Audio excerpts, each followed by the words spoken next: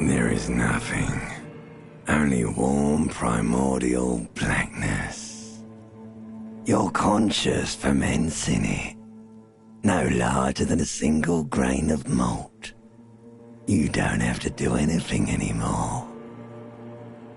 Ever. Never, ever.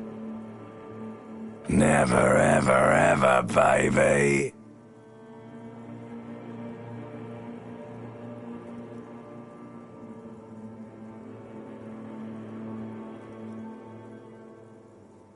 An inordinate amount of time passes. It is utterly void of struggle. No ex-wives are contained within it.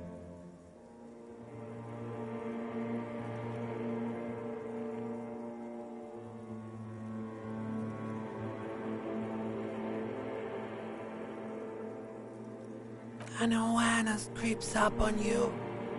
A mass lies hidden in your dead angle, soaking in some lurid acidic sauce. It's bloated and shameful, a ball of meat surrounding you. This is a terrible line of questioning, and it will only lead to more awareness of the meat thing. Ex-love. Ex-tenderness. It is foolish of you to resurface to the loss. Not after all the damage you've suffered to get here. Some of it irreversible. Stay. Sail with me through the abyss of pelagic zone.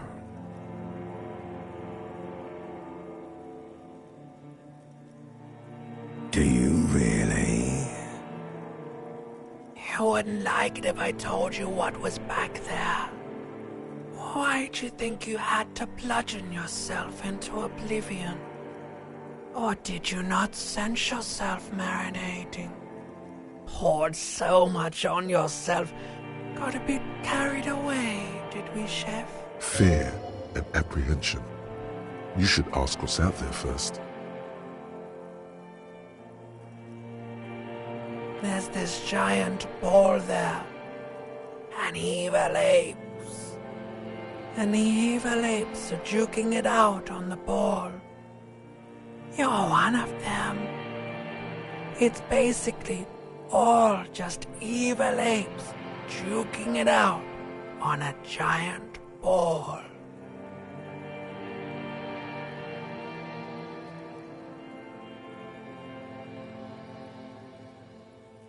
You can't even make out it's a ball when you're joking it out.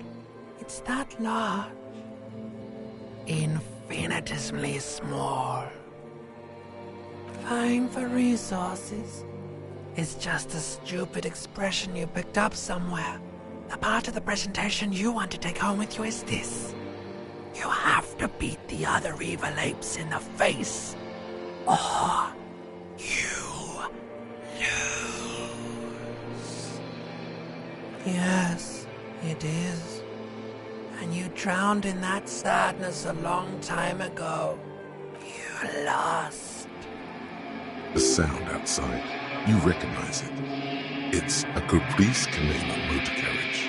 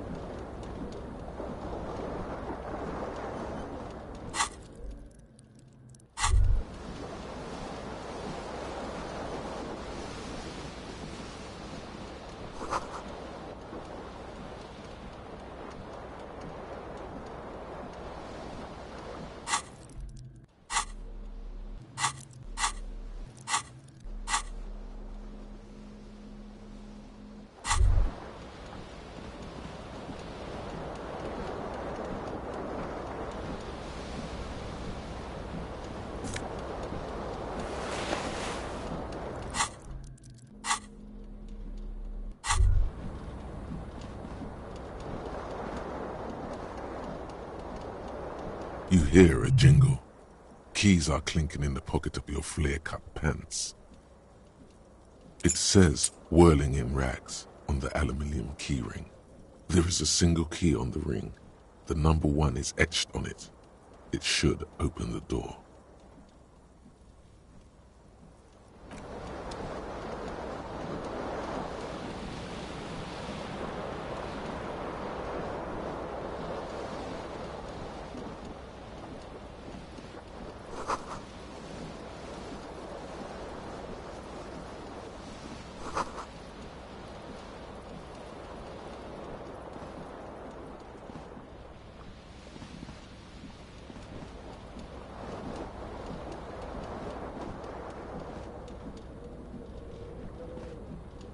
This fan has 2 chain pull switches. One ends in a tiny fan, the other in a light bulb. A truly horrific necktie has somehow attached itself to one of the blades. The blades come squeaking to a halt. It should be easier to reach the tie now. You reach out to grab the tie, but what's this? Diffuse, radiating chest pain. Doom comes over you.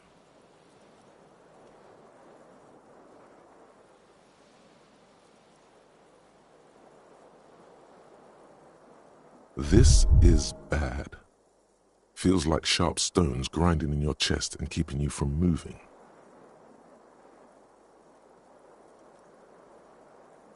For quite a long time. Still ongoing. Now is a good time to start worrying. Finally, the pressure recedes. You find yourself covered in cold sweat and trying not to move, hoping it will keep you from dying. A terrible mistake. Turn the lights off immediately. You can practically feel the photons burning a hole in your brain. Your eyes burn with photosensitivity. It's not good.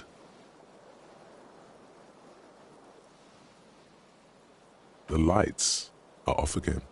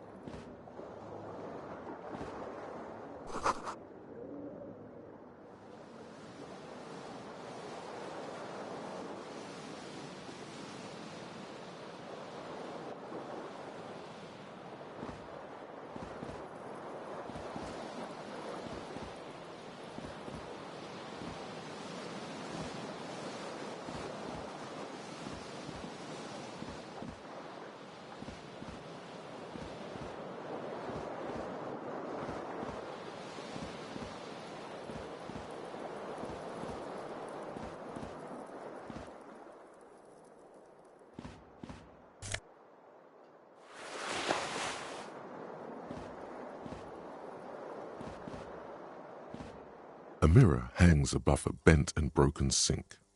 In a fierce discharge of masculine energy, someone has ripped half the faucet off. Hot water sprays from the base and steam covers the mirror. You cannot see yourself, just the outline of a man. Suddenly, you realize you have no memory of the face that awaits you there, underneath the soft vapor.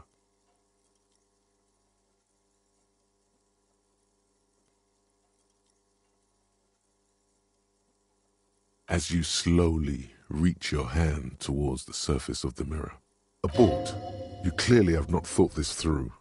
You won't like what you see there, and you will never unbecome it.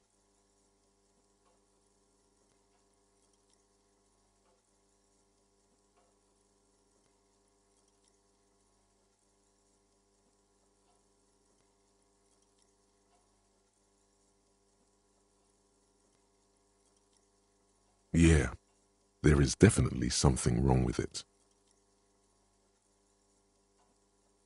Where to even begin?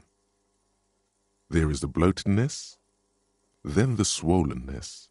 It's like there's an upholstery of alcohol underneath your skin.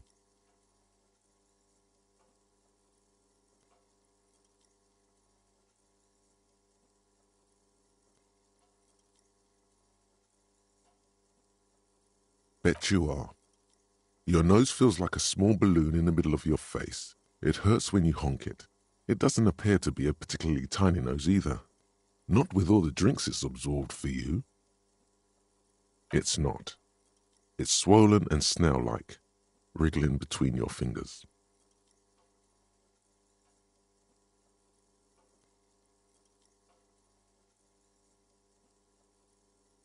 Don't be scared. It's only your face. It's not like anyone's going to see it. Behold. You have no idea who this thing is, do you?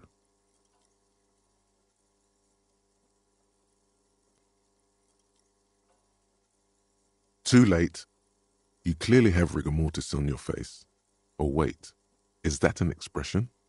Are you trying to make an expression with that face? Why? Please stop. It's horrible. You're scaring yourself.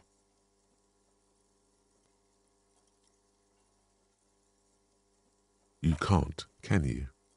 It's like it's not even voluntary anymore. You have worn that grin into your face, and now it won't come off. What does it even mean? What is the emotion you're trying to convey?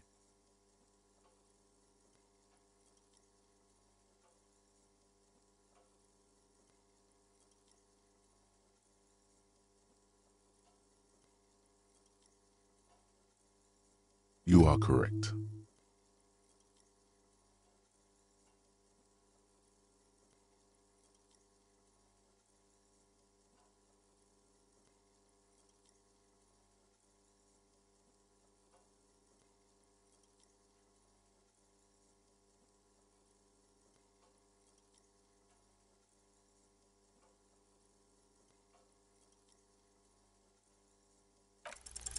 Like the rest of you, it comes from a bad place somewhere in the past.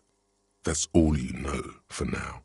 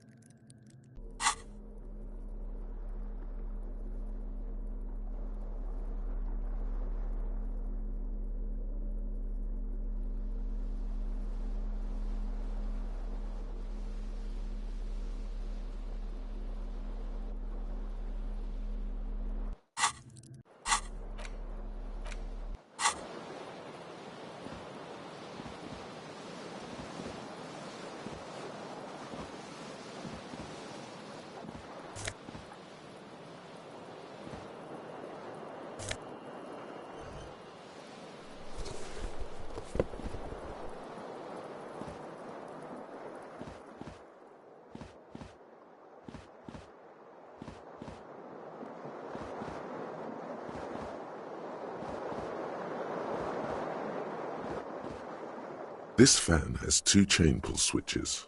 One ends in a tiny fan, the other in a light bulb. A truly horrific necktie has somehow attached itself to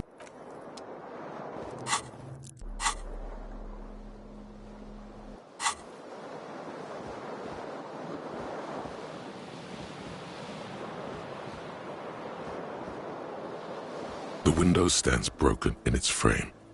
Cold wind blows in.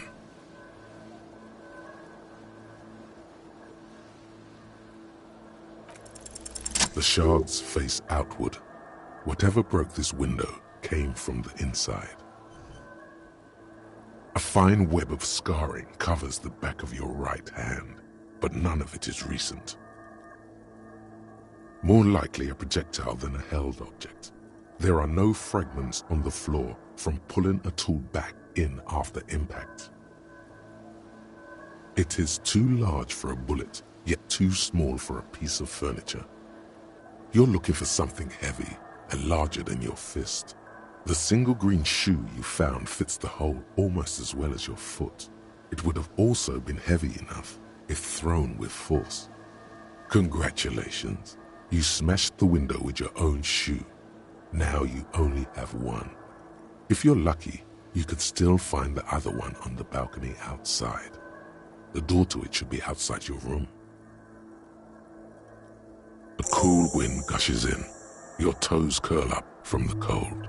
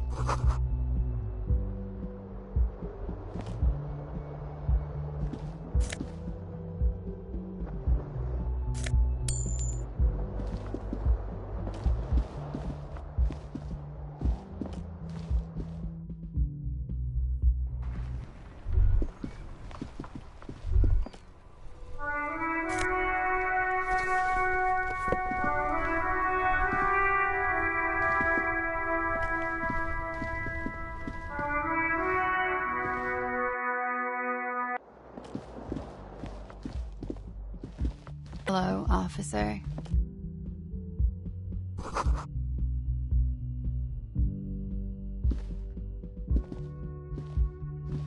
The young woman raises a cigarette to her lips.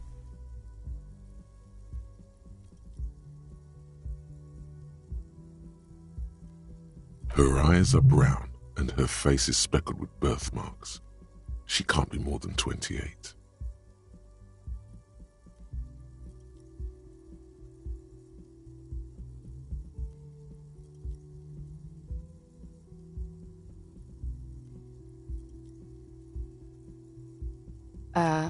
No.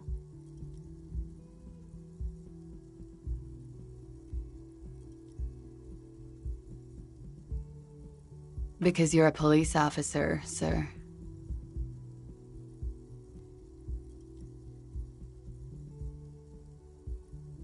Okay, cool.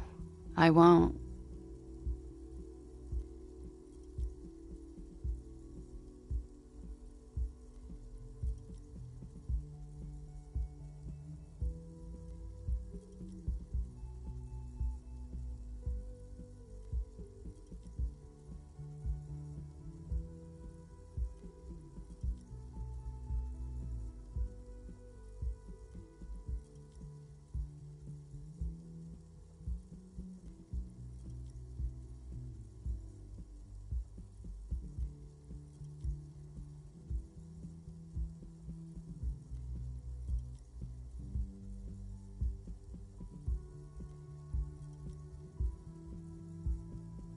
First, I have to ask, are you okay, sir?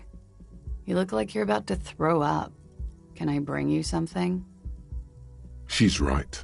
Something wants to come out through your mouth, right in front of her, right here. It makes you put your hand on your stomach and swallow.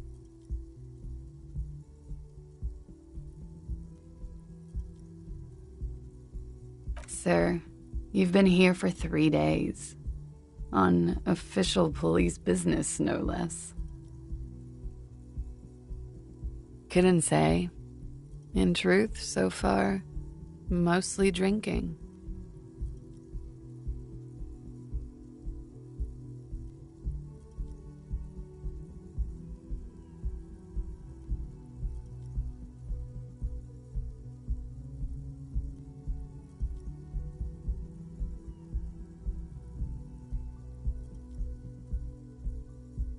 I can see that. Could it be because of the drinking? She hasn't had time to put her makeup on. This is her morning cigarette. She looks tired, her beauty waning faster than it ought to at her age.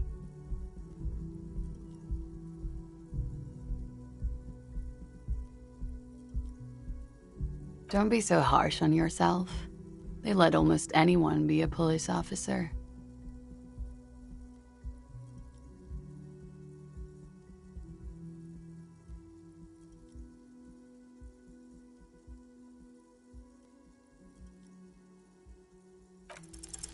The words have already left your mouth.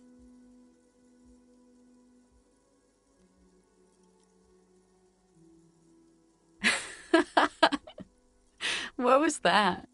That's not even how words are used. What did you say?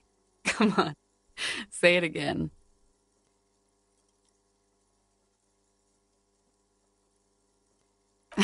No, you see, that's not what you said. You said, come on, man. Pretty, please. One more time. Goddamn right you did. You crazy asshole, you. What kind of cup are you?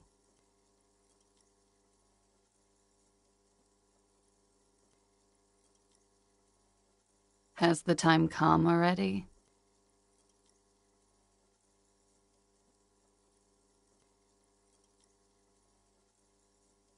You're one intense cup. Anyone ever tell you that?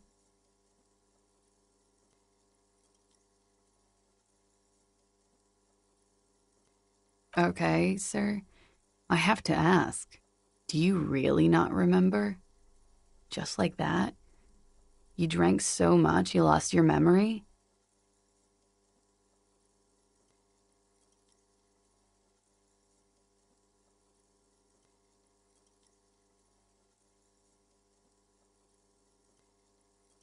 I'm sorry. It's gonna suck for you later when you have to interrogate me.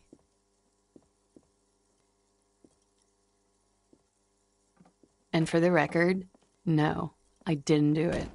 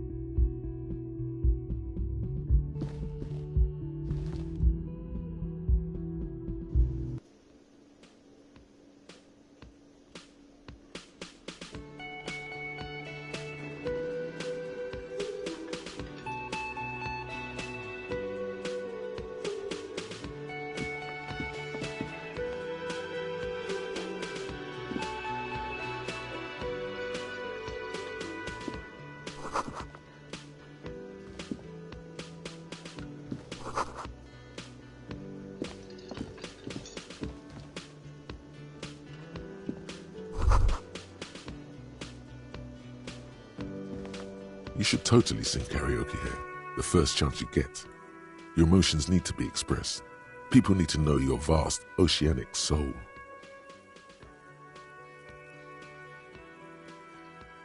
Of course, like a small animal that only comes out at night, all it needs is to be heard through a PA system by other people.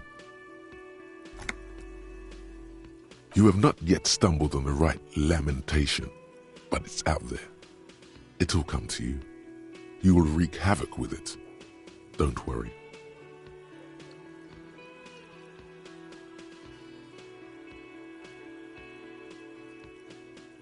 Serves them right. Wipe that smirk off their face with your sad, tragic song. Who's laughing now? No one. You have to find something tragic to sing first, though.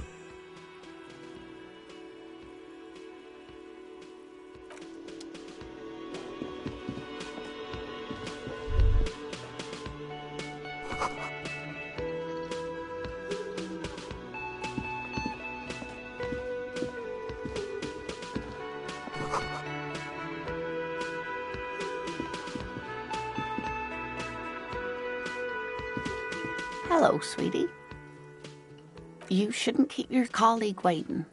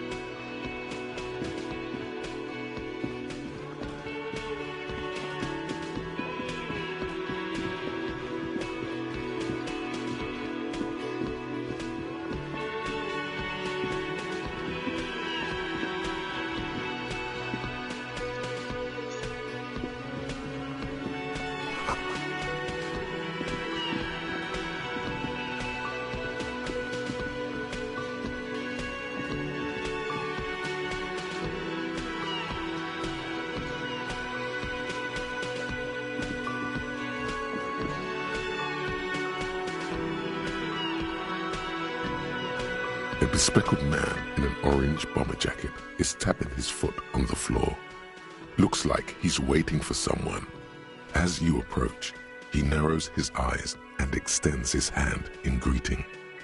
On the sleeve of his bomber jacket, as well as on its back, are the same enigmatic white rectangles as on your blazer. Hello, I'm Kim Kitsuragi, Lieutenant, Precinct 57. You must be from the 41st. You realize he's waiting for your name.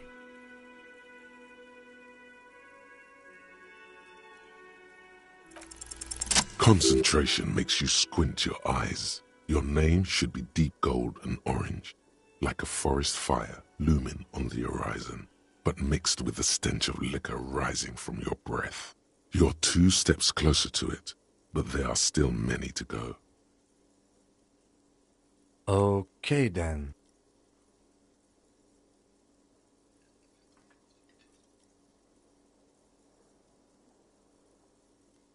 It looks like we had a little scheduling error on Sunday. Saturday too, actually. Have you had time to talk to the manager here? What he means is, he has been trying to meet up with you for 2 days, but you have been otherwise occupied.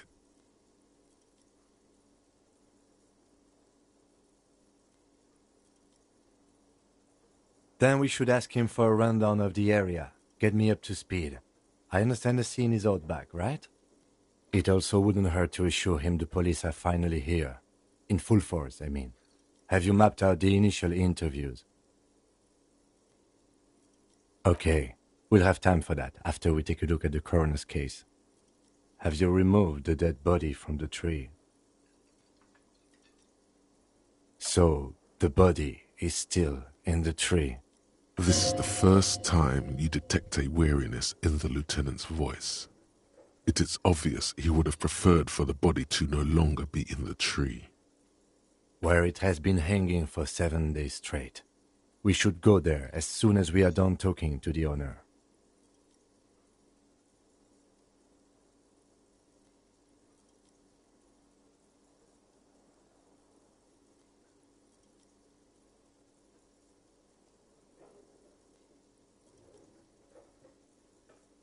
After you, officer.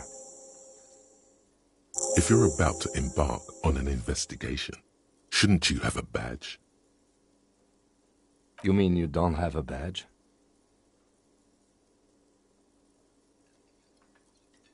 Losing your identification card is a serious matter. My vehicle has a shortwave. You can use it to report your badge missing. I advise you to try to locate it as quickly as possible. But getting the body down should still take precedence. Lieutenant Kitsuragi is now in your party. You can talk to him whenever by interacting with him.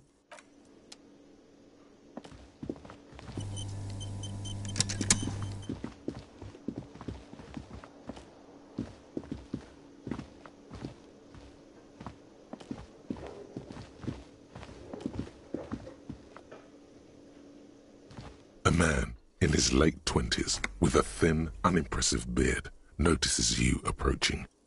He drops the ledger he was holding and turns to the lieutenant. Mr. Gart, right? Yes. I am Kim Kitsuragi from Precinct 57. This is an inter-district investigation, so joining me from Precinct 41...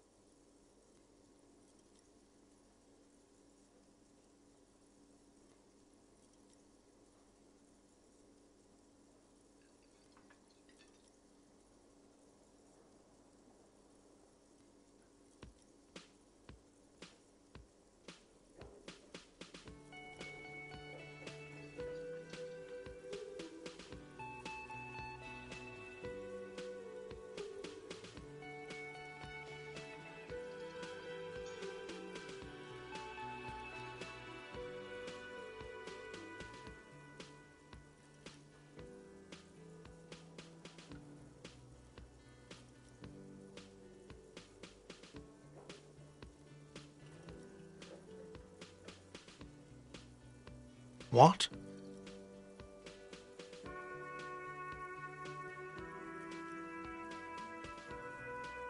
What is this? A joke to you? Is this what you get when you call the police now? This guy? We've been waiting for a week here. Sir, I understand your concern, but we are here to do a job. And for us to do it, I need you to stay calm. Yes, of course.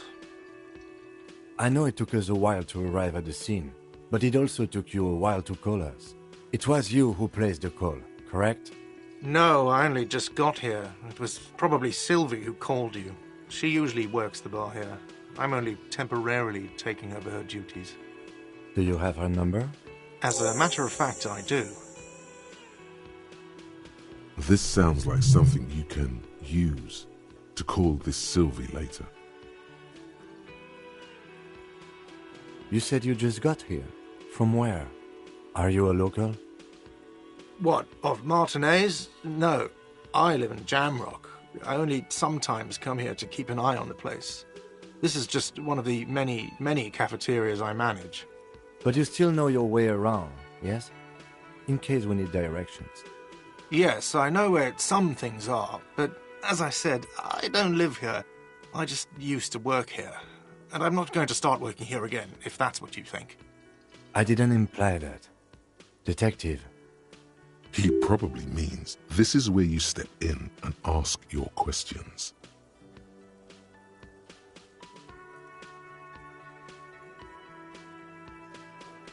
His face expresses profound doubt in your having this.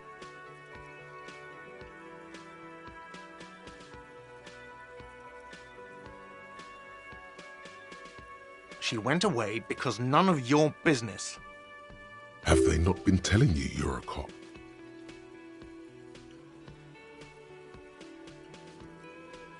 Okay, you got me.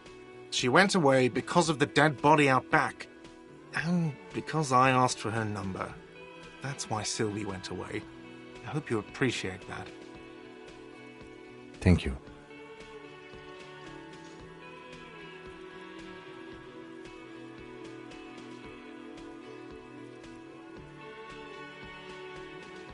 Is it? Because I thought you were supposed to be investigating the lynching, not my employer conduct.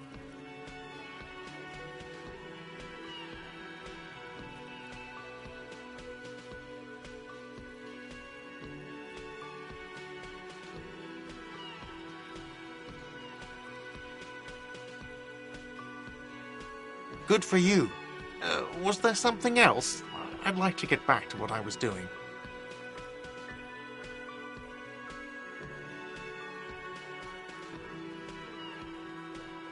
Behind this building, there's a courtyard. They hoisted him up on a tree there. That's easy. See that door there? First you exit through that. Then, to your right, you should see a big hole in the fence. A really big one. You can get to the courtyard through there. No need for the keys. The hole is big enough for the Franco-Nigerian cavalry to fit through. I don't know who killed him. I'm not the police. That's your job. He doesn't know. He just said they hoisted him up on a tree. Who is this they? Oh, people are saying it was the union dock workers, that it was a lynching.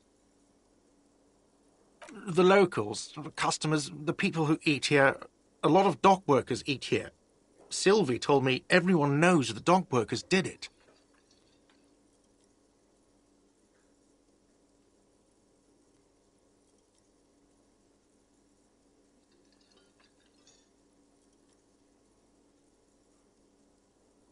Did the debarders themselves tell her this, or is it a rumor? I don't really know. You'll have to ask her. I would suppose it's because they have nothing better to do. You mean the strike? Yes, the strike. The man they hanged was a security guard for the harbour company, I hear. A mercenary. The unionistas probably thought they'd send a message. What are you, crazy? Of course I didn't kill him. The lieutenant turns the page in the little notebook he's been scribbling in.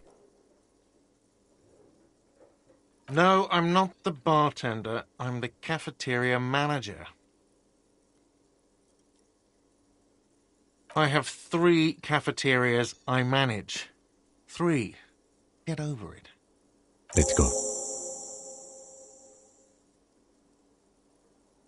Not so fast. You owe me 130 real.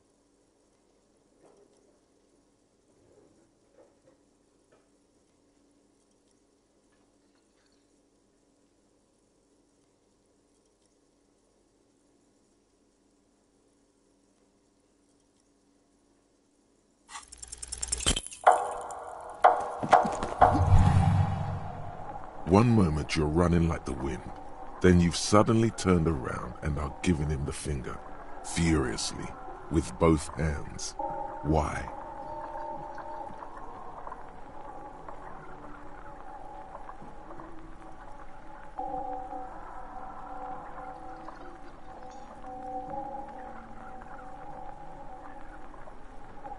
Watch out!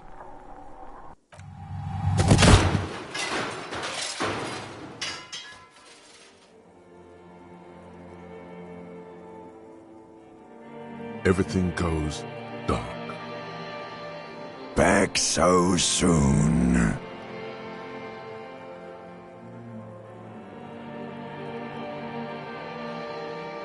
Admit it, you just missed the quarter light. The darkness on the edge of town. How's it going out there? Are the tiny apes screaming about money yet?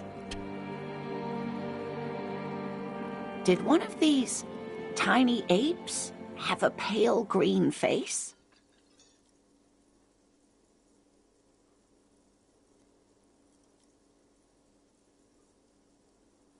It's a joke, sweetie. I didn't actually think you saw the kind green ape of South Safra in a hostel in Martinez. That would be ridiculous. Are you okay?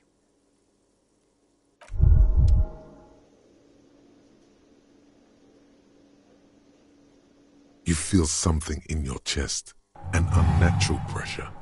It's spreading to your left arm, your jaw. Yeah, screaming isn't happening on account of extreme shortness of breath. You're just making it worse. Oh God, it's painful. All you feel is pain and weakness. You have to surrender now. We all do. It gets so dark. You don't even see her face, like you always thought you would. You only see... Cop suffers final heart attack. A detective lieutenant of the RCM passed away yesterday. His death, though abrupt, did not come as a surprise to those who knew him. He was the heaviest drinker I'd ever met. Captain Ptolemy Price, the deceased superior officer, commented, "That ain't easy on the ticker." He loved his liquor, sure, said Detective Chester McLean, friend and colleague. But I think before he ever...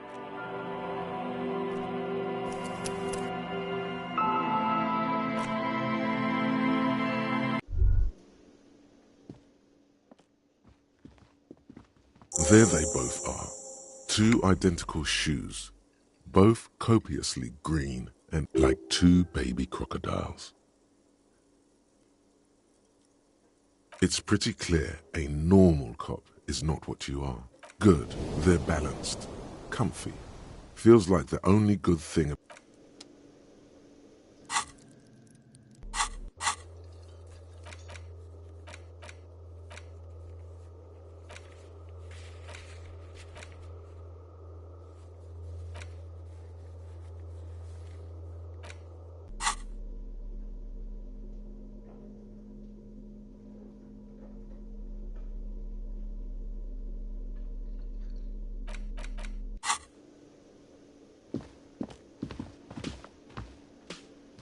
A man in his... Mr.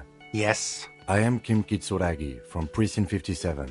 This is an inter-district investigation, so joining me from Precinct 41... Right. Now, I know it took us a while to arrive at the scene. It also took you a while to... No, I only just got... Do you have her number? As a matter of fact, I do. This sounds like something you... You said you just got here. What, of Martinez? But you still know your way around. Yes, I know where... I didn't imply that. Detective.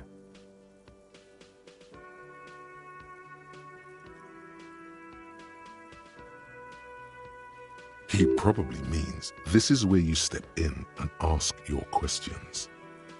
His face expresses profound doubt in your having this.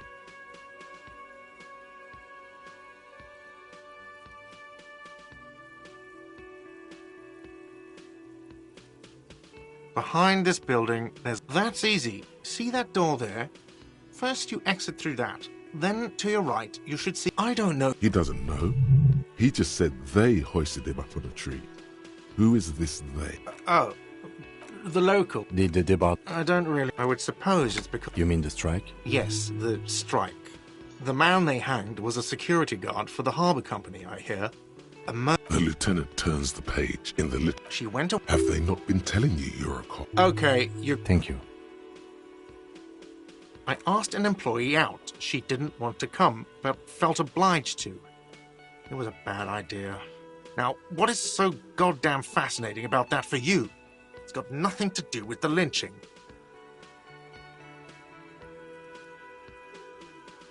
Good for you. Was there something else? I'd like... No, I'm not the bartender. I have 3 cafeterias. Let's go. Not so fast. You owe me 130 real.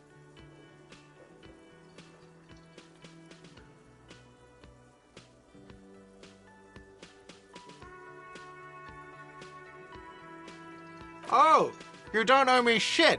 Well, officer, you're right. You don't owe me shit, you owe me money. We do not need to assert ourselves here. We only need instructions from him. This is the proprietor, remember?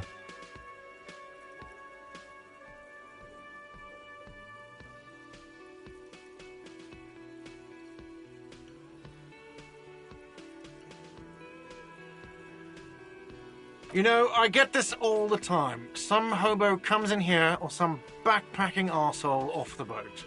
The next day, when they can't make their fees, they get aggressive. I just never thought I'd be in this shit with a cop. Please, just give me the money. Let's see. 3 nights at a tariff of 20 real comes to 60 real. Then there's the window you annihilated. The hole in the window was the first thing I saw when I came to work. So don't try to tell me you didn't. That will be 40 real in damages.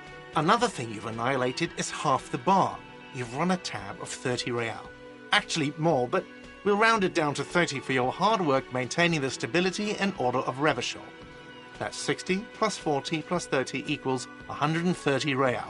And yes, real is still money. What are you, brain damaged?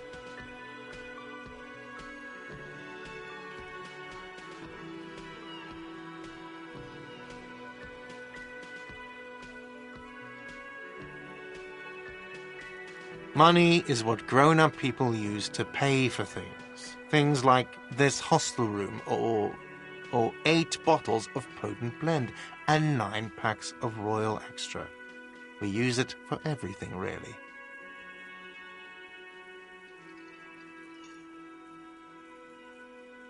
Are you serious? From your work? I don't know. You can take bribes, I guess. I'm sorry. I don't think cops can take bribes. Some do take recompense, but only to survive.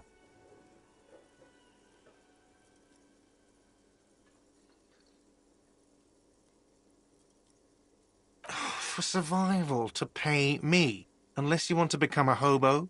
Do you want to become a hobo? There's nowhere else to stay in Martinez, and it's a cold spring outside.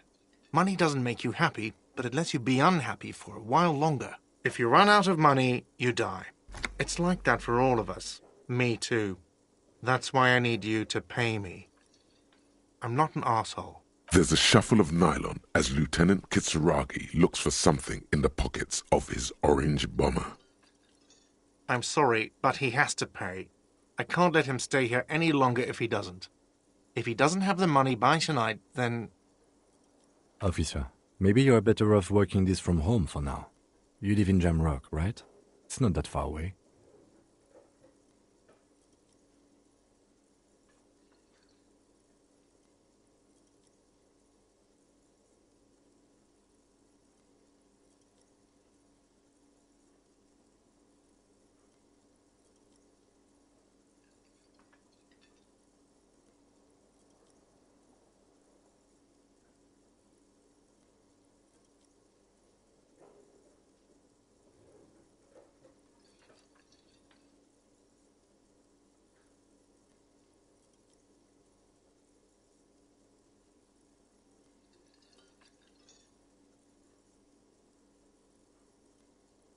I'm sorry I couldn't help more. You should take this up with your station. I have a shortwave radio in my car, okay? We have to get this investigation started now. Good luck.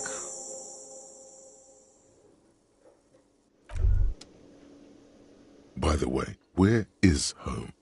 The address is coming up blank, and this place sure isn't it. But you've been at this hostel cafeteria for only 3 nights. Where were you before? You had to be somewhere.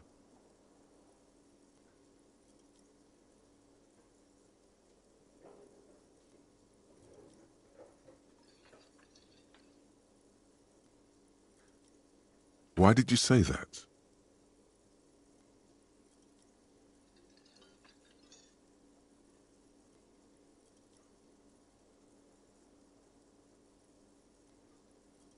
No. But isn't that an expression, not a place? A saying, up on Marvel Hill, a great high place, one that is impossible to climb back to. That doesn't sound like somewhere you can stay if you run out of money.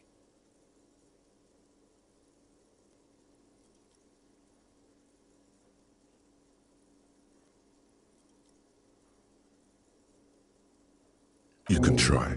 Run some addresses in your head when you get the time. Maybe a street or an apartment will appear.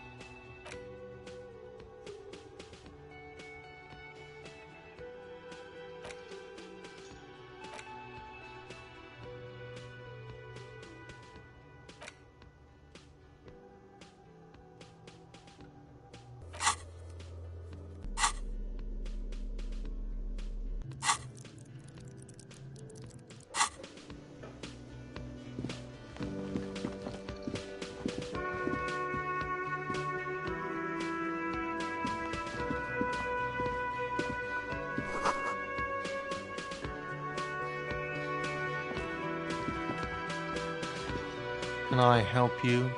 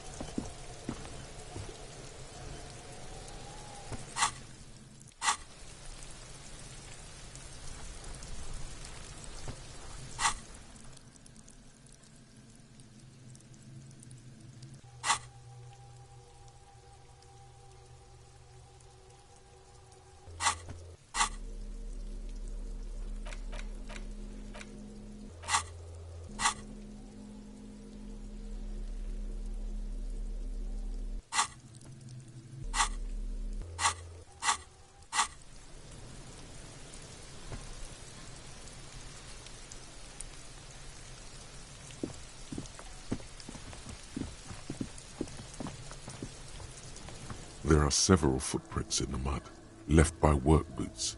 Anywhere from 6 to 12 pairs have walked here.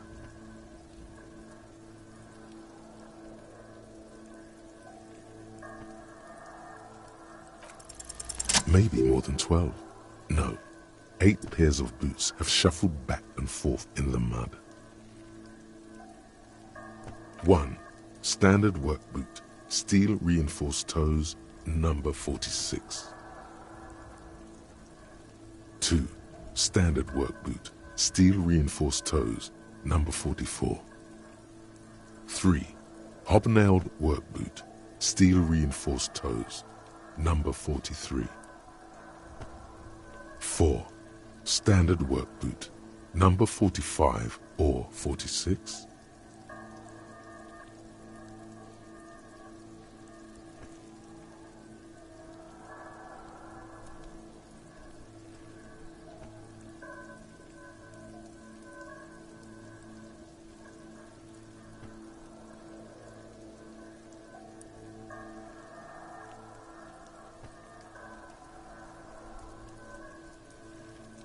5. Another standard work boot, steel reinforced toes, number 44.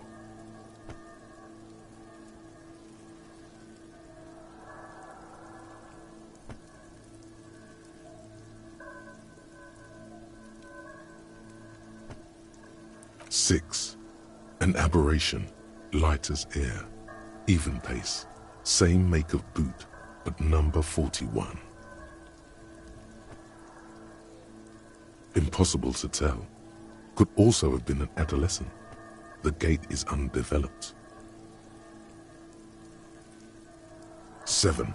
The glowing outline of a standard work boot, number 46. but the imprints are twice as deep as the others. The weight exceeds 200 kilograms. 8. And yet another standard work boot, number 44. There's an aberration in the pattern of the sole, however. The right sole is smoother, more worn. How many?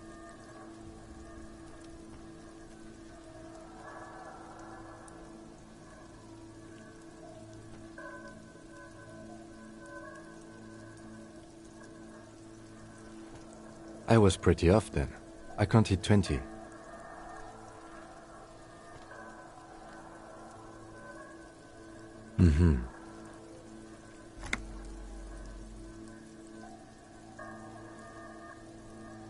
This man is not easily toyed with.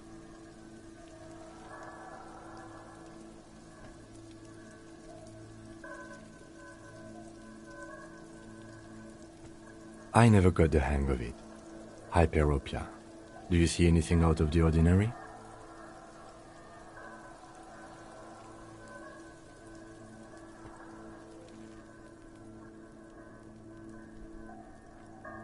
A woman or a kid?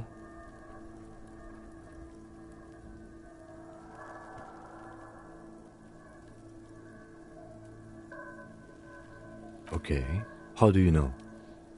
He knows it's hard to discern sex from a person's gait.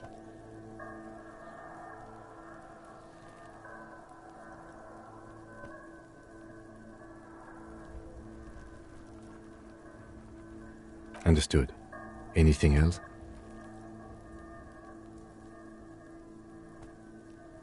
$200? Could it be the combined weight of two people, one carrying the other who's tied up? Let's say a heavily built worker carrying a similarly built, soon-to-be-dead man. He might be right. 200 kilograms of living weight is unlikely.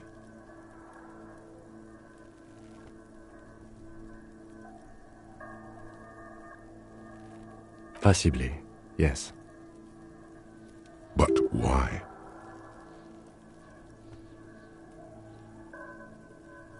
Yes, they could have used a makeshift stretcher or just march him up to the gallows.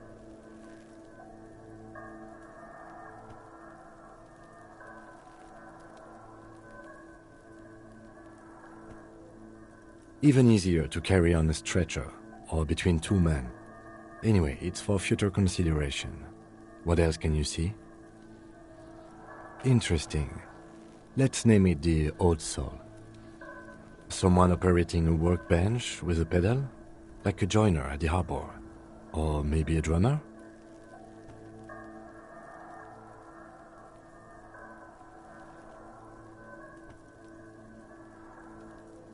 No, it's not. Forget I said it. We are not looking for a drummer. Perhaps it could be a driver. A driver would wear out the right shoe before the left. The accelerator is on the right.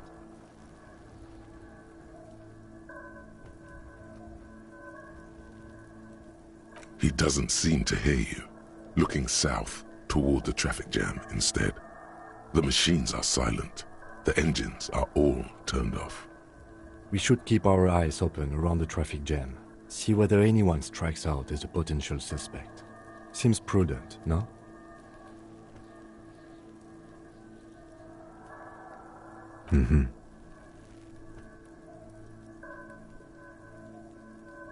A week, maybe? 7 days would fit the time frame provided to us by the caller, who reported the hanging. It is not impossible. I pulled last week's forecast for coastal Havashol. 7 days below freezing. The day before, the day of his hanging, was the last warm day. Correct again. Sub-zero temperatures would preserve the tracks in a good state. The commotion here could have taken place a week ago. What do I think? A mob of people brought something heavy to the tree. One of them was carrying the victim. They shuffled around, especially under the tree. Then, after hoisting him up, they stood in a semicircle facing his direction. At first glance, this appears to be a lynching. Indeed. They all stood in a row here and looked at the tree. Yes, everything fits so well. Carried him over, hoisted him up, watched him hang. This is easy. The lieutenant's eyes narrow. He's thinking to himself. Either way. What else?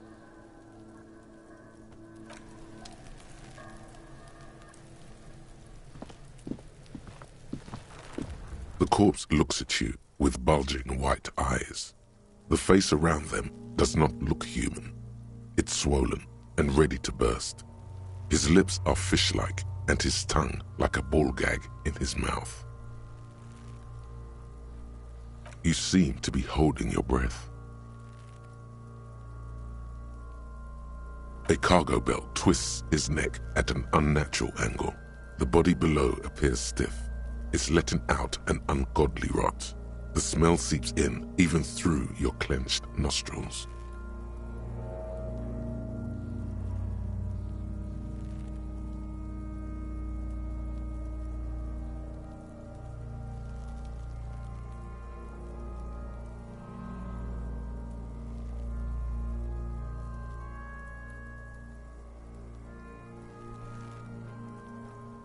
Active decay. It's okay to throw up, officer. No one is judging. He's about to blow! Cop's gonna blow, Kuno!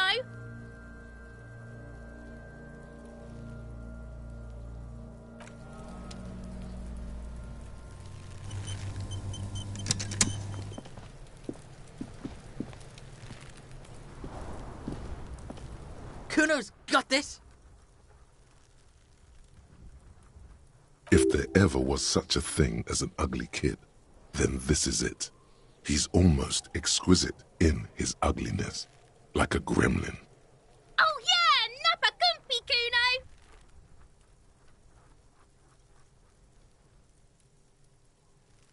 Right in the dick, Kuno! Get him right in the dick!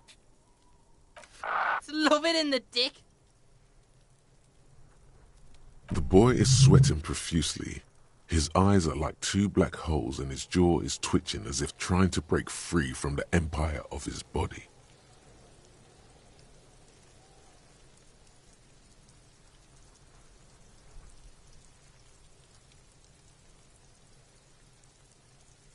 Fuck that! Kuno, yeah! Right in the mouthhole!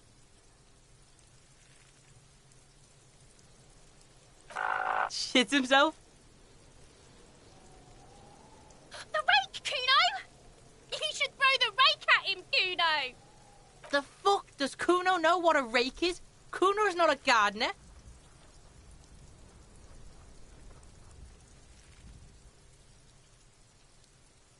Alright, entertain the Kuno. Show me what you got. What you got there? What you got, huh?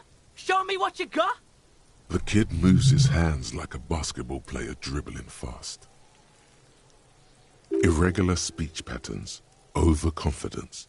Could this kid be on drugs? This warrants further investigation into this Kuno.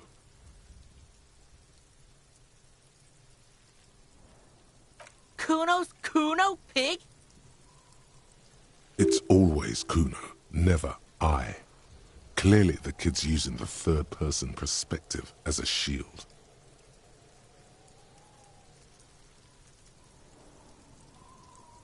Kuno doesn't do that smart shit. Don't throw that bullshit at Kuno. Kuno knows you're lying. Trying to get Kuno hooked on the book. Watch out, Kuno! He's trying to fiddle you! He's gonna put his hands on you! Help! Pig's got Kuno! Help! Rape! Help! He's got the Kuno, help! Everyone can hear. You need to get the hell out of here before.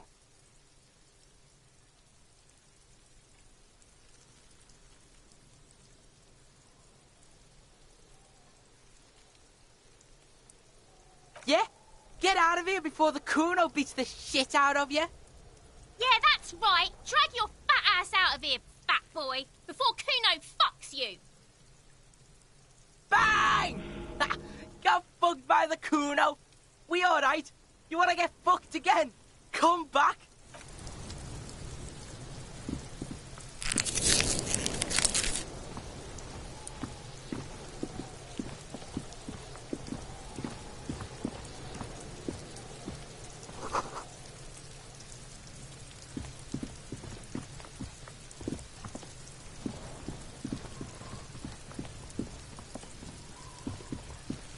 no, the pig's getting pretty close to me. Come to snuff my shit out, I think.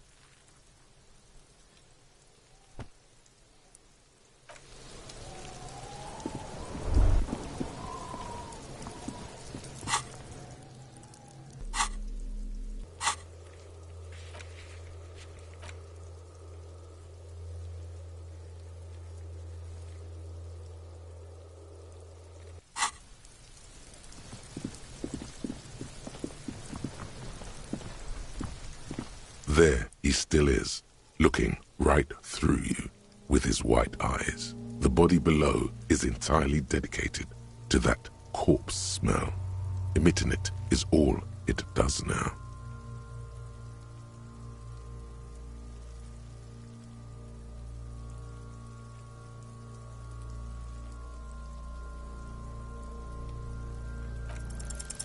The smell is repulsive.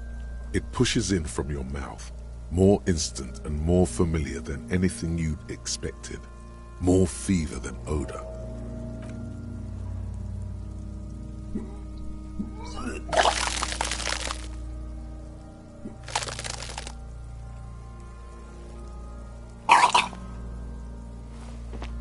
Too late. It's impossible to keep in. Your body until a pool of vomit lies under your feet. The smell of Commodore Red rises from the pool. Among it, distilled spirit and bits of shish kebab. It's okay. Happens to everyone. Keep it. The hangover is clearly making these worse for you. You could use some ammonia to clear your head. There is Frit nearby, east of the hostel.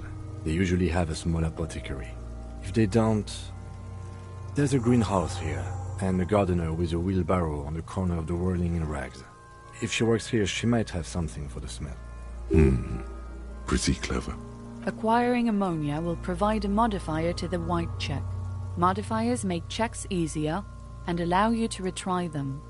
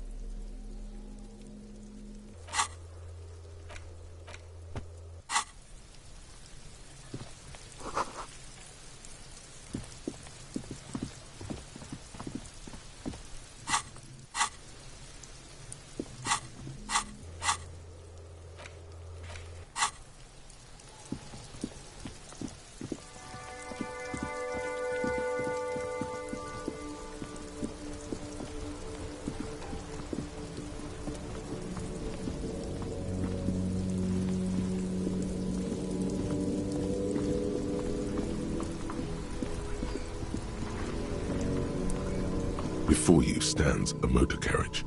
The bodywork is covered in blue and white livery, bearing the number 57. Vapor emanates from the large engine on the back of the vehicle. It hasn't had time to cool off yet. This must be the infernal machine that tore you from oblivion. The Caprice Kinema motor carriage.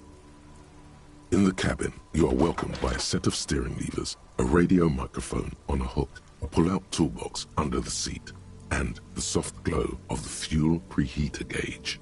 A scent of leatherwork and heavy fuel oils washes over you.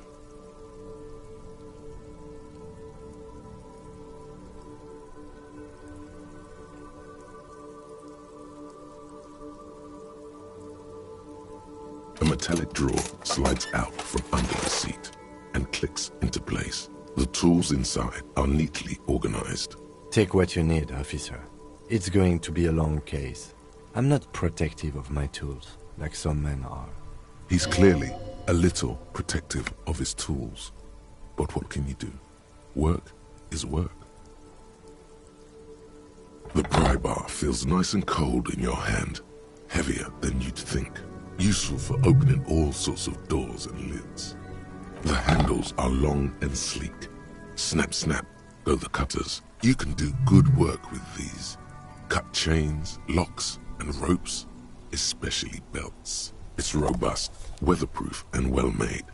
Police issue. Blue. Lets you see things in the dark you would otherwise miss. The pull-out toolbox slides back into its nest. Preheater gauge casts a warm glow on the steering levers and the radio on its hook. The frequency tableau lights up and the green button labeled Prime Line glows like a feline eye. And then you hear something, the soft purr of electrical kittens. Radio waves cast far and wide over the metropolis. This is Precinct 57. Hello, Lieutenant. How may I assist you? Hello, Alice. Please assist our colleague from the 41st Precinct here. I'm putting him on. Operating the radio is easy. Just be confident. You've probably done it 1,000 times. This is Officer Alice Demetri, Precinct 57. How may I assist you? Under the green prime line, a yellow saved button catches your eye. You wonder what the lieutenant's default radio station is.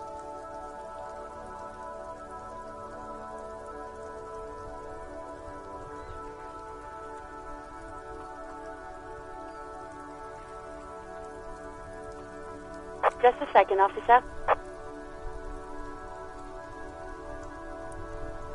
10-2, 10-5. This is 41st. Come in. Over. The man uses relay code. You've got this. You're a cop, and cops know relay code. 10-4, message received. 10-5, relay message. What's your status? Over. 10-18, state your message, sir.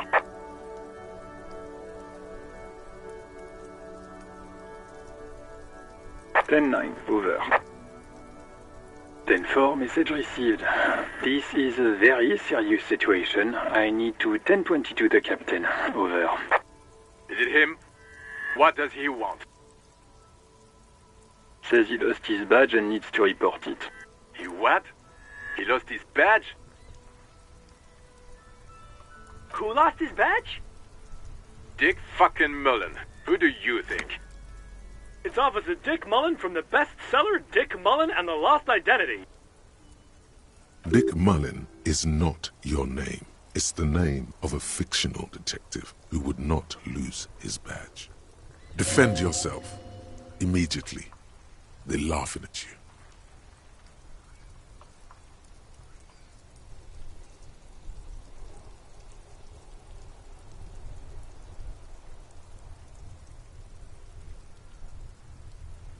Ten-4, I hear you, officer. I'm just going to make a note here that you are in pursuit of your misplaced badge. Over. Fuck me. Mac, come here. You've got to hear this. Dick Mullen lost his badge. What's going on? Super Cop here lost his badge. He lost his what now? His badge. He lost his goddamn fucking badge. 10-9, come again. I didn't get that. Over. New heights even for Captain Sober. Ask him. Ask him if he's lost his gun, too. Sergeant Orson wants to know if you lost your gun, too. Over. Check your pockets. Check your... Holy fuck. You don't know where it is, do you? No. It's gone. It's not fucking on you. 10-9, come in, officer. Did you get my question? We were wondering about your gun. Over. Even before you can get the words out, everything gets scrambled in your brain. He says he didn't lose his gun. Or his fun, whatever that means. Ask him to describe it. His gun. Not his fun. Just the gun will do. Satellite Officer McLean requests a description of your weapon. Over.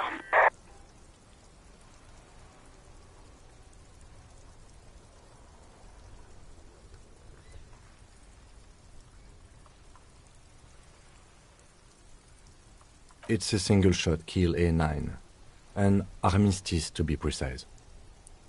Says it's a kill 9mm armistice.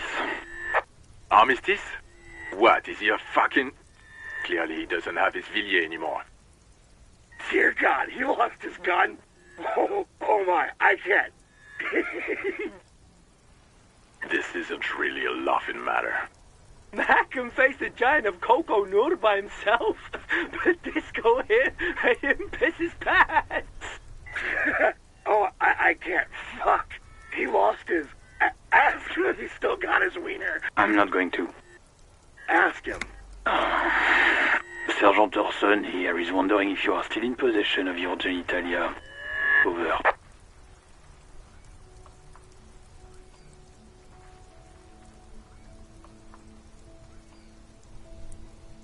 That's a negative. Not going to say that. Over.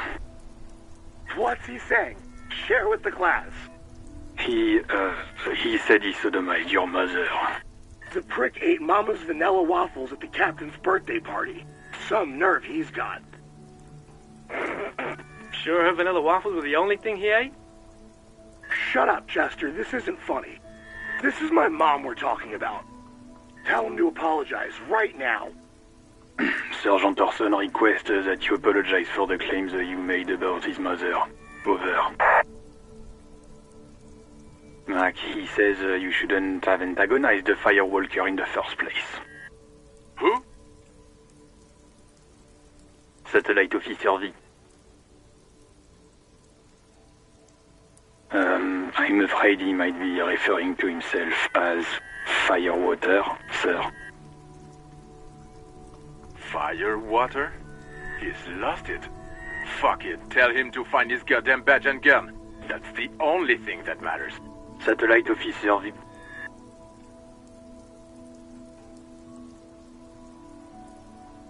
Ten-4, affirmative. Officer is in pursuit of his firearm. Oh, God, Officer, do you need further assistance? Over. 10-4, I hear you. I don't have the authority to grant your request, but... What does he want now? He's asking for money. Is he fucking kidding? I don't think he is. Don't give that asshole anything. He's just gonna drink it all. Alright, that's a negative on the additional funds, sir. Over.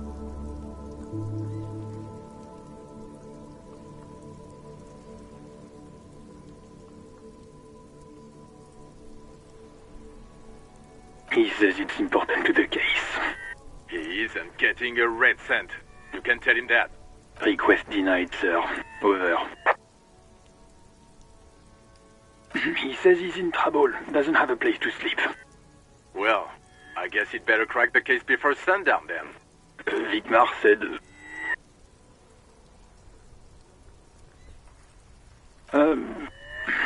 He said... It's okay. You can do it, sir. Over. What is he saying? Did you want anything else, sir? Many of your colleagues are also here. Over. He's trying to keep you from further embarrassing yourself in front of your colleagues. Let us address them now, sir. Over.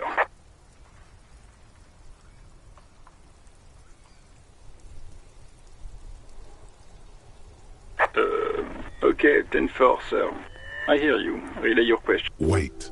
Before you say anything stupid, think it through. Be smart about this. Ask if he's there alone. 10-4, sir. I'm not hearing your question.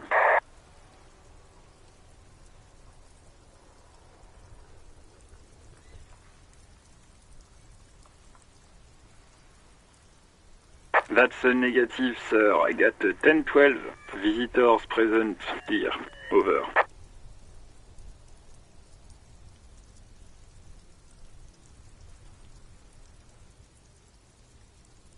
10-9, repeat message. I didn't get that, sir. Over.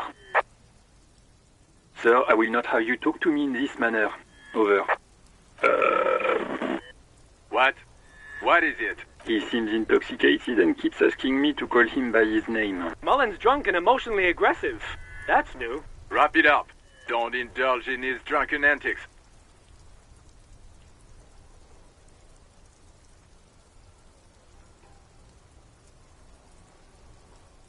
Understood, sir.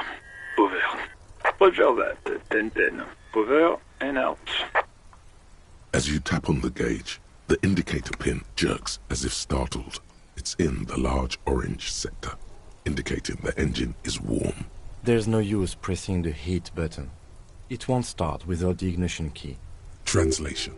We're not going anywhere right now. Alternative translation. Don't even think you can drive my MC.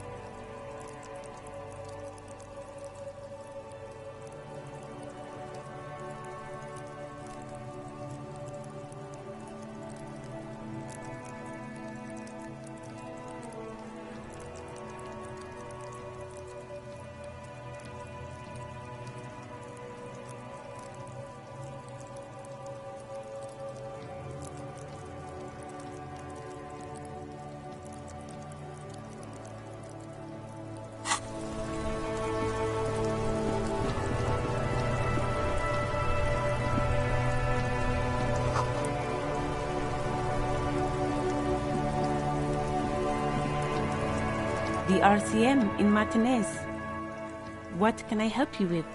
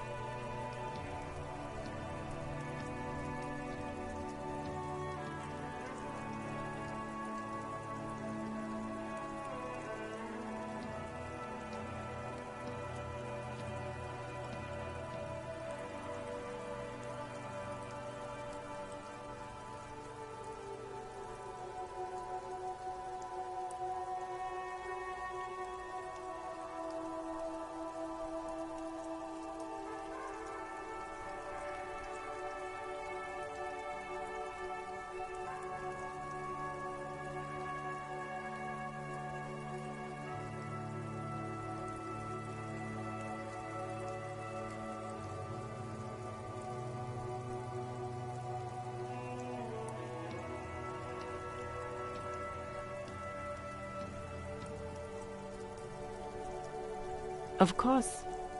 What can I help you with? Sure, I'm done with it. Go easy on that stuff. It gave me a terrible headache. Excuse me? She shifts in her seat awkwardly. Of course. Where to? There's the pier, the Cape Side apartment buildings, some more tenements. Not a lot, really. The harbor gates, some kind of commotion, I think. I don't follow the local politics. A fleet store, too. Some shops and a bridge. The canal bridge leads to the coast, but it's broken, I think. Some kind of accident, probably. Just coast. There's a little fishing village there, and a fish market. But that got closed down ages ago. It's just water. No, actually, I think they call it the Martinez Inlet. There are some islands in the bay, but they're hard to reach. What do you mean? Yes, sir. District of Martinez.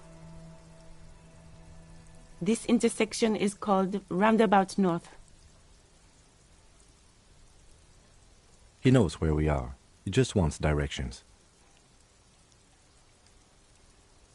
No problem. She's very well composed. Back straight. Of course. I won't hold you back. If there's a corpse, then you're going to need those gloves for the autopsy.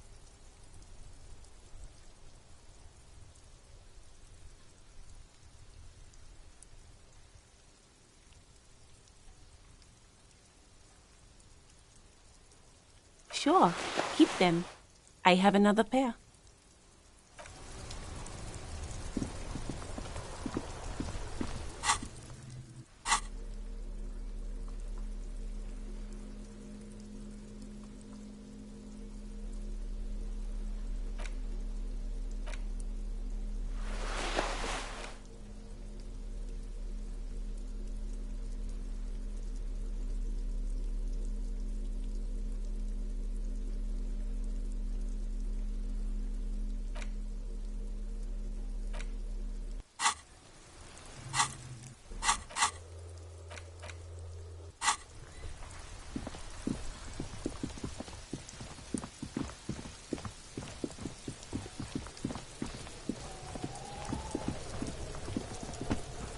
There he still is, looking right through you with his white eyes. The body below is entirely dedicated to that corpse smell. Emitting it is all active decay. He's about to blow! Cock's gonna blow, Kuno! The ammonia only makes it worse. The combination forces tears out of your ducts. You manage to keep it in once. The second time, not so much. When the vomiting is done, your cheeks are wet with tears.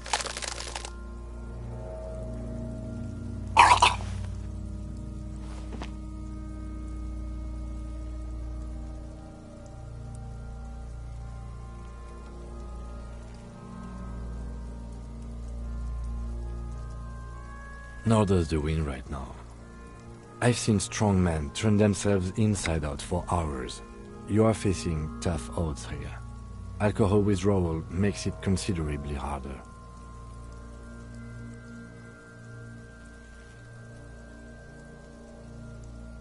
No. This is a two-man assignment because it needs 2 officers to complete. I need your help. You need to get your shit together. We should go talk to the locals. Find something else to do while the wind changes. It's pretty bad right now. You've gained a thought. When this dialogue is over, go to your thought cabinet and internalize it. Give it half an hour. Get yourself together. Then come back and have another go.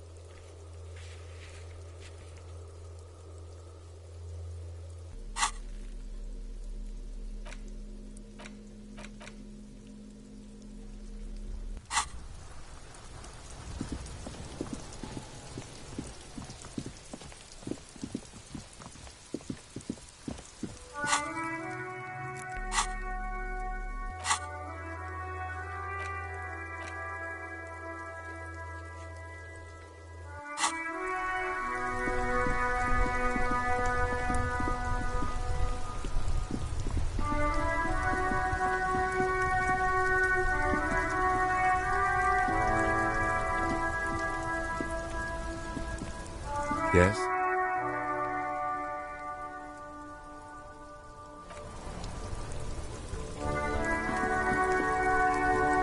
Inside, you see a set of steering levers, a radio microphone, a pull-out. This is Precinct 57. How may I assist you? Of course. What is the number, officer? Yes, hold on. Her number is 005 1944 298. Received. Hold on, officer.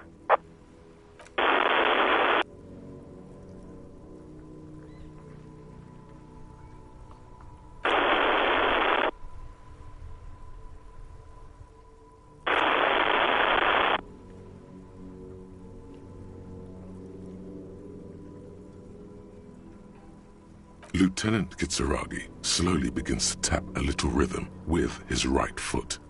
Quite a lot of time has passed.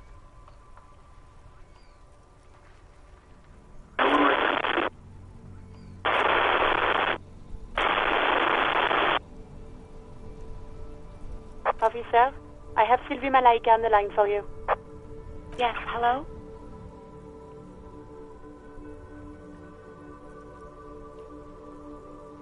Oh, right. Hello, officer. What can I do for you?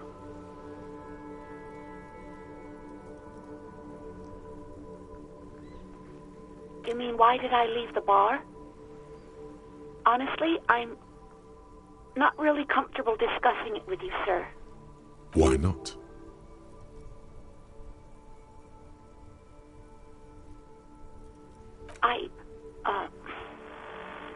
Let's just say I left because I needed to get away from someone.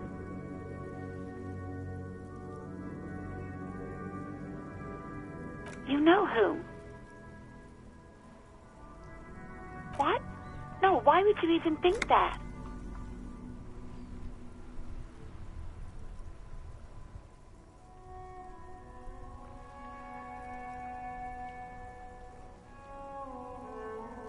Please, don't bring Gar into this. It's none of your business. God, why can't you just mind your own business? She mutters. I already said I don't want to talk about this. You're messing everything up again.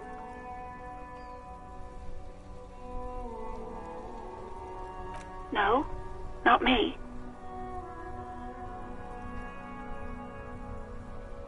No, sorry. I don't. Not a lot of people have phones around here. Copper thieves take the wires. People don't have the money to have the cables put in again. They use the Union's phone, or the one on the coast. So the Union has a phone, and there's one further down the coast. Got it. It was someone else. We'll find them sooner or later, officer. It just might take a while. What? Of course it bothered me. But I thought the Union already knew about the corpse.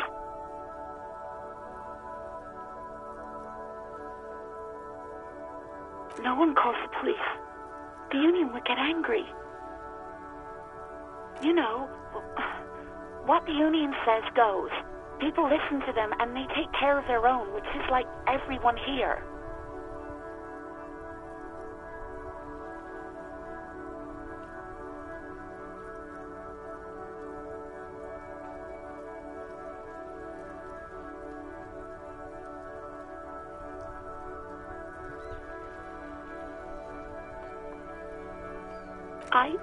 I didn't want to get in trouble with the others. Push her further. Show her the error of her ways. The other people who lived around here. Local people, I didn't want trouble. You don't live here. You don't understand. Squealing is frowned upon here. Everything is dealt with, well, by the Union, internally. Please, I just didn't want any trouble. I didn't know I had to report it. I thought someone would take him down eventually.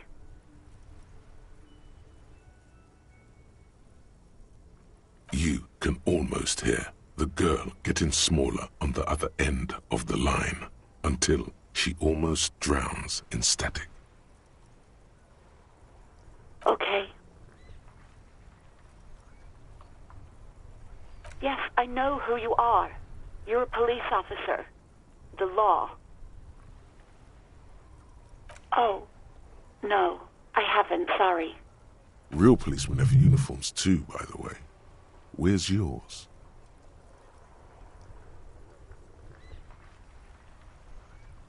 He's in plain clothes, voluntarily. It's different from not knowing where your uniform is. Please, no. Not this again. Everyone saw your cool gun, detective. You were trying to impress some people with it. Everyone was eating, and...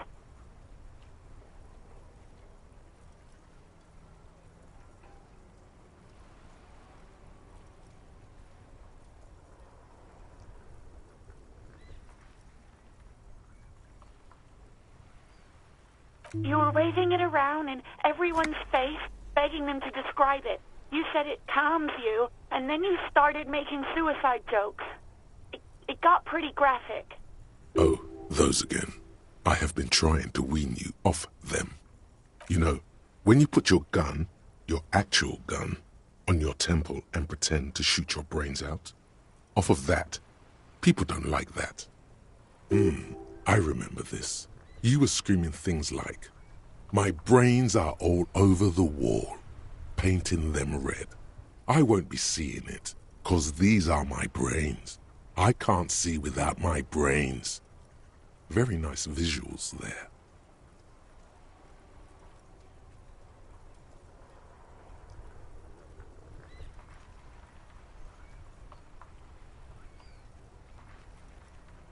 No idea. All I know is next you were waving around money instead, saying things like big bucks cannot lie and guns can't buy money, but money can always buy guns. It almost looked like you pawned it, but believe me, I did not ask. Uniform? I never saw you in any uniform. You had your things on, the disco things. I do hope so. Please, don't call me again. Bye.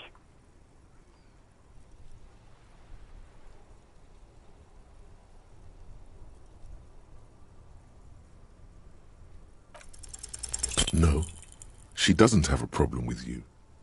It must be someone else she's angry about. Some other guy. Like God. Trust me, you wouldn't want to be the guy here. You know how it is. Yak, yak, nag, nag. No, you're the guy. You're Lieutenant Love, matchmaker extraordinaire. Help the poor girl out, lest she turns into a spinster. Oh yeah, my point exactly. You know how they are. Transactional and hysteric. Loony broads. You know what you've got to do. First, you've got to calm her down. Tell her you've got everything under control. Then go and have a little boy's talk with God himself. Think you can do that, Lieutenant Love?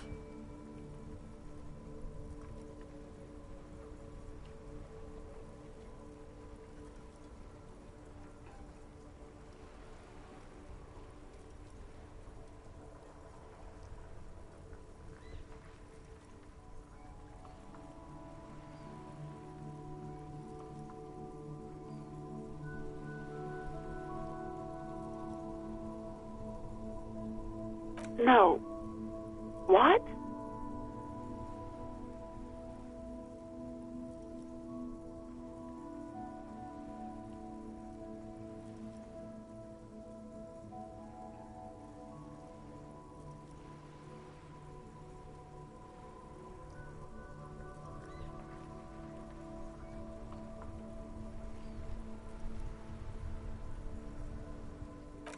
Oh, God. Please, just stay out of my life. What? What is it?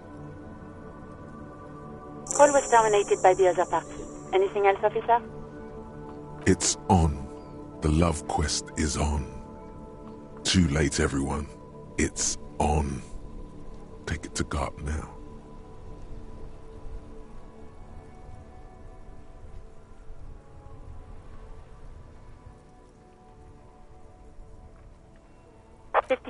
Over and out. In the cabin, you see a set of steering levers, a radio on a hook, a pull-out toolbox, and the soft glow of the fuel. The white suede feels luxurious under the touch. Your fingers waste no time closing around the handle. Clutch disengaged. Release the handle. Clutch drops. Right foot yearns for the familiar touch of the accelerator pedal. You have synced with the machine's mechanical circulation.